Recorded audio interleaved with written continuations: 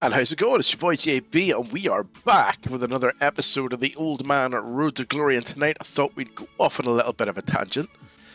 Not something I ever really talk about, because to be honest, it's not something that I'm ever actually very good at, and that is trading and working with the transfer market. But I figure there's one thing that always makes me coins every year, and that is fodder investing, right? So, as we're aware, and as we'll see in a wee second, player of the months are coming up now, and there's going to be some really hefty player of the months.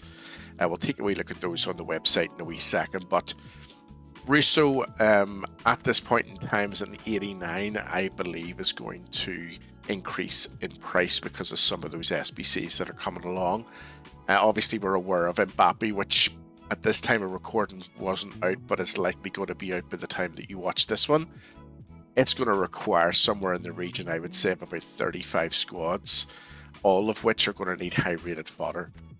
So the idea is to buy when they're low, so that when things like this come out, you can sell it when they're high, and you'll make a few pounds. So you'll see above there, my coin balance is looking really well because I've been able to start this off. Generally need about 50k to get yourself started.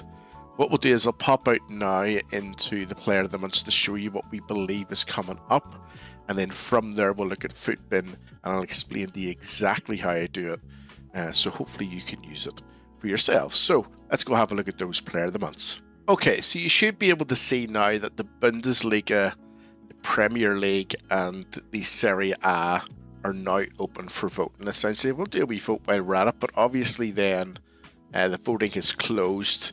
And we know Mbappé has won for this one, so Mbappé did win indeed. If we go into the Bundesliga here, we can see that, hopefully you'll see past my head, Harry Kane's in there. It's highly likely that Harry Kane's going to win Player of the Month, based on his stats and based on everything so far that we've seen. Also then for the Player of the Month for September for the Premier League, Erling Haaland is a shoo-in to win. He will absolutely win this one. I would be very, very surprised, like super surprised, if he doesn't win that one. And I expect then Pulisic to win this one in particular. Again, he'll be the best, although he won't be as high rated, I don't think, as the likes of Harry Kane will be and Haaland will be.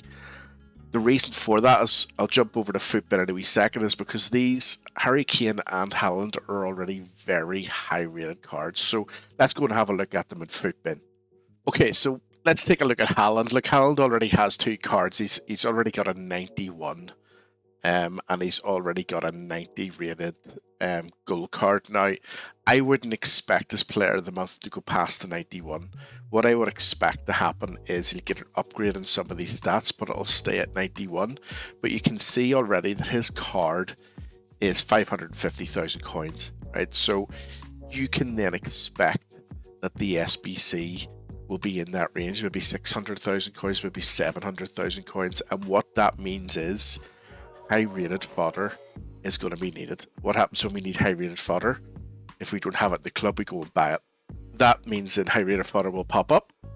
So the best thing for us to do is to buy in the low, and again, as I said, pay in the high. So we're going to have a wee quick look here. So you'll see here, I use this, so I'll put the link for this into the description box below so that you can look at it yourself. This is the cheapest 16 players by rating. And it allows me then to see exactly which players are at their lowest. So for example, you'll see here Mbappé Lyon is currently the cheapest of the 89s. Now I expect when Mbappé comes out, 89s are going to be needed, hence why I bought Alessia Russo, right? So if I then look at Russo, we go in and have a look at her and go into the market aspect. We can see that she's currently sitting at 22,000 coins, right? So I bought her, as we'd seen, for 21,750. Hasn't moved very far, to be fair. And maybe I bought her, too high. But what we can see from her graph, which hopefully you'll be able to see here, you can indeed, at her lowest point, she was 13k. So if you think about it, if she goes to the moon, so if she goes up to her price range, right? So her price range being, I think that's 30k. she pops up to 30k, then I have I have kind of a roughly around about 8,000 coins to play with. Obviously with tax taken off, I'll probably make about 7k a card. If I'd have bought her at 13 and she went up by another 17, you can imagine then the amount of money you're going to make off the back of those investments. So what you want to be doing is looking at these cards on a daily basis to see how low they're going, because if you can get her back down to 13, say for example Mbappé finishes, everybody's went and bought out every 89 card and now they've just started to drop the whole way back down again. She may not go back down as far as 13, but she may go back down as far as 14 and a half, or possibly 16, maybe 15. It's still half her price range index, right? So you still have a very big window of creating and making coins as each of these different SBCs come out. So obviously Haaland might come out next week or the week after. Harry Kane might come out and around at the same time. So once those have dropped, then you buy, and then they pop back up again for those two SBCs. So I think this is the way that I normally get money or make coins in this game, is we look to see what's coming out. Always icon packs, always hero packs, always big name player of the month SBCs tend to generate higher need for fodder, and therefore the more the prices go up. So that's how I do it. I hope it's been, it has informed you, or at least you have a rough idea. We can go through it again to see how much I actually made on Russo. I don't know that I'll make too much, but if she pops up to 30k, I mean, I've made 35k less the EA tax, so that's not a bad investment for one SBC. And that then 35k or whatever turns out to be maybe 25k can then be pushed into the next one, and that'll buy me a sixth Russo card then the next time. So that's how I do the fodder investment. That's how I tend to make a lot of the coins that I make, is just by following what's happening and what's coming out.